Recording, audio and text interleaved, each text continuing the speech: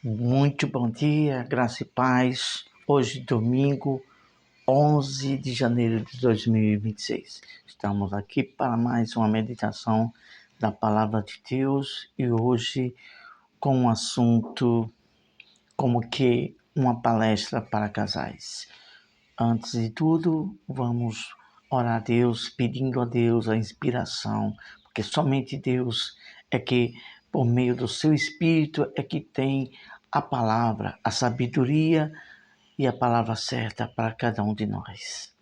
Senhor Deus e Pai, em nome de Jesus te pedimos tua bênção, tua inspiração. Fala pelo teu Espírito aquilo que tu queiras falar por meio da tua palavra. Em nome de Jesus, amém. Graças a Deus. Tem em mãos a Bíblia, a palavra de Deus, para junto meditarmos este assunto. Nós vamos dividir, acredito que em duas partes, porque é prolongado e para não se estender em muito tempo, nós vamos dividir em partes.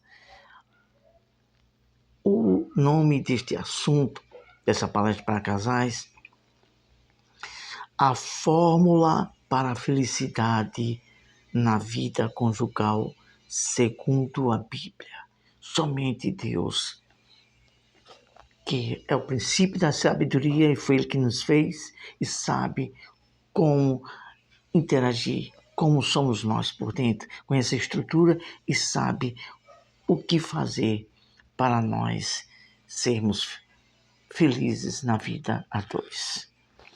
Nós temos aqui como texto-chave desta meditação Salmo 127, versículo 1, que diz o seguinte: se o Senhor não edificar a casa, vírgula, em vão trabalham os que a edificam. Se Deus não edificar, se Deus não estruturar, se Deus não for o alicerce por meio da sua palavra, dificilmente a base de uma vida se sustenta. Nós temos falado isto como está escrito em Mateus capítulo 7, falando sobre os dois alicerces. Aquele que edificou sobre a areia, vem o vento, vem a chuva e logo cai aquela casa. Mas quando é edificado na verdade, na palavra, na rocha, que é o seu Deus, por meio da sua palavra, fica bem edificado. Vem vento, vem tribulações, sempre vai ter, mas fica firme. Aquele lá fica edificado. Na introdução, vivemos em um tempo em que muitos casamentos começam com amor, sonhos e promessas, mas enfrentam crises ao longo do caminho. Sempre vai ter lutas, sempre vai ter dificuldades. Por isso que tem que estar bem alicerçado. Continuando, a Bíblia não promete um casamento sem problemas, vírgula, mas revela princípios divinos que conduzem à verdadeira felicidade conjugal. Deus tem a direção para o casal ser feliz. Está alicerçado. Continuando, a pergunta é: qual é o segredo para um casamento feliz? Qual é o segredo para um casamento feliz? Segundo a palavra de Deus. Vejamos. Vamos falar hoje, acredito que, de 3 pontuações. A primeira, Deus tem que estar no centro do casamento. Eclesiastes capítulo 4, versículo 12. O cordão de 3 dobras não se rompe com facilidade. Então, quando Deus está no centro, é o cordão de 3 dobras. Então, aquele casal, por mais que enfrente dificuldade, mas fica firme. Continuando, o casamento não foi criado apenas para 2 pessoas, mas para 3. Olha só que maravilhoso. Não foi criado só para 2 pessoas, para 3. Marido, esposa e Deus. Por que Deus? Porque Deus é o centro. Deus regendo, estando ali, sendo a sabedoria para guiar o casal. Continuando. Quando Deus está no centro, Ele fortalece, orienta e restaura. Vamos virar aqui a página para dar continuidade. Casais felizes não são perfeitos, mas depende de Deus. Aplicação para a prática dessa meditação aqui. 3 observações. 3. Primeira, orem juntos. Segunda, leiam a Bíblia juntos. Terceira, tomem decisões buscando a vontade de Deus. Vamos agora para a segunda pontuação. Amor como escolha, vírgula, não apenas sentimentos. Tem que amar. A palavra de Deus diz que se não tiver amor, de nada adianta. É como um sino que toca e mais ninguém sabe discernir. Assim é o amor. Com o amor, ele firma, fica seguro o casamento, fica firme. Isso está escrito em 1 Coríntios, capítulo 13, versículo 4, do versículo 4 ao 7, que diz: o amor é paciente, é bondoso, é perseverante, sentimentos oscilam, vírgula, mas o amor cristão é uma decisão diária. Então, é uma decisão diária, amar. É uma decisão diária. O amor sacrifica. Então, a todo dia, a cada momento que for preciso, temos que sacrificar. Não viver a teoria, viver a prática de fato e de verdade. Vamos continuar. Amar é servir, perdoar e insistir, vírgula, mesmo nos dias difíceis. Amar como dizer que ama e dizer que tem fé quando tudo está bem, é fácil demais. Mas é no momento da dificuldade que se prova a fé e o amor. Continuando, uma pergunta a fazer. Pergunta para reflexão. Tenho amado meu cônjuge como Cristo nos ama? Será que eu e você temos amado o nosso cônjuge, a outra metade, a outra pessoa que está ao nosso lado, como Cristo amou a igreja? Será? Isso cada um responde por si só na sua consciência. Aqui vamos continuando com a terceira pontuação e vamos ficar por aqui. Na segunda-feira continuamos esta meditação sobre esse assunto. Então, terceira pontuação, perdão, 2 pontos, a chave para a cura. Colossenses capítulo 3, versículo 13, diz o seguinte: assim como o Senhor vos perdoou, assim também perdoai-vos. Então, o que significa? O que significa amor? Amar é sacrificar. E quem ama, perdoa. Quem perdoa é porque também ama.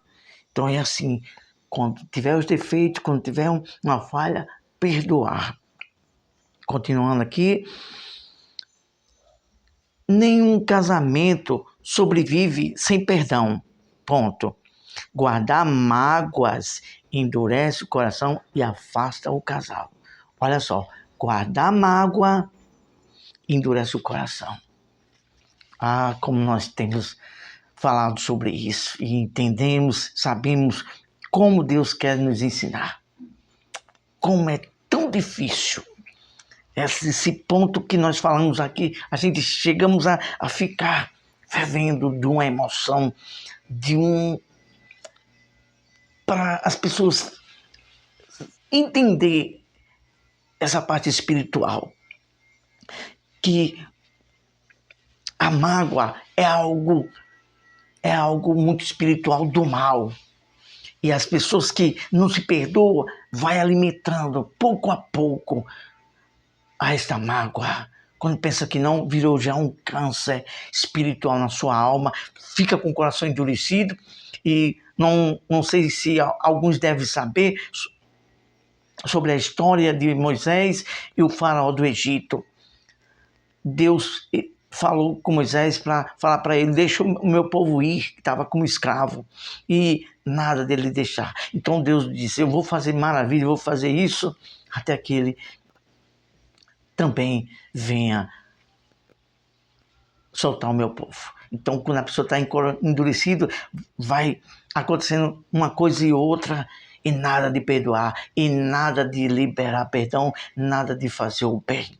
E o coração vai endurecendo, endurecendo. Foi preciso 10 pragas para quebrar o coração do faraó. Então, tem pessoas que Deus quer salvar, que Deus quer transformar, mas para tanto, algumas pessoas têm que ser tocadas em alguma coisa para quebrantar o coração. E quando não abre o coração, aí entra o livre-arbítrio. Aí Deus já não pode fazer mais nada.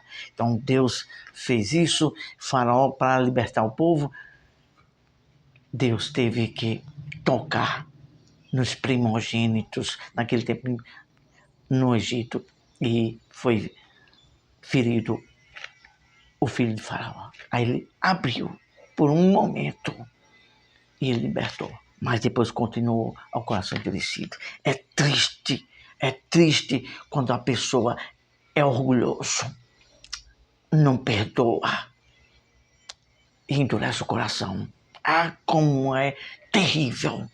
É um veneno do diabo que faz endurecer o coração, a ponto de ficar como que um diamante e não houver mais possibilidade para que Deus venha atuar e transformar. Deus é assim. Ele é amor, justiça, um Deus que não impõe nada. Ele dá o livre-arbítrio, ele apenas ensina o caminho do que é bom, do que é do bem, e também ensina o caminho que, fazendo mal, a pessoa vai sofrer. Então, casal sábio, ele sempre perdoa. Não dá lugar à mágoa. Porque o casal sábio, que está pelas escrituras, sabe que a mágoa e a falta de perdão vai contaminar o seu ser dentro, endurecer o coração e só leva, por final, a vida da pessoa para ruínas. É muito complicado. Vamos continuar. O perdão não nega a dor. Olha só, a pessoa perdoou, mas escolhe a dor. Não nega a dor e fica na memória, mas libera quem perdoa. Então, aquela pessoa que perdoa fica liberta, fica em paz. Quando a pessoa não perdoa, a pessoa fica por dentro oprimida. Fica uma pessoa escrava do mal. E isso não é inteligente. Quando todos aqueles que ainda não entenderam que o perdão libera a felicidade, faz a pessoa sarar, ficar curado e ser uma nova vida para poder ser possuída pelo amor. Quando se tocarem a isso e experimentar isso, aí vai falar assim, há muito tempo que era para eu ter perdoado. Pois é. Vamos continuar aqui, já terminamos essa primeira parte por hoje, domingo, e na segunda-feira continuaremos. Prática diária, 3 pontuações, 3 observações da prática diária.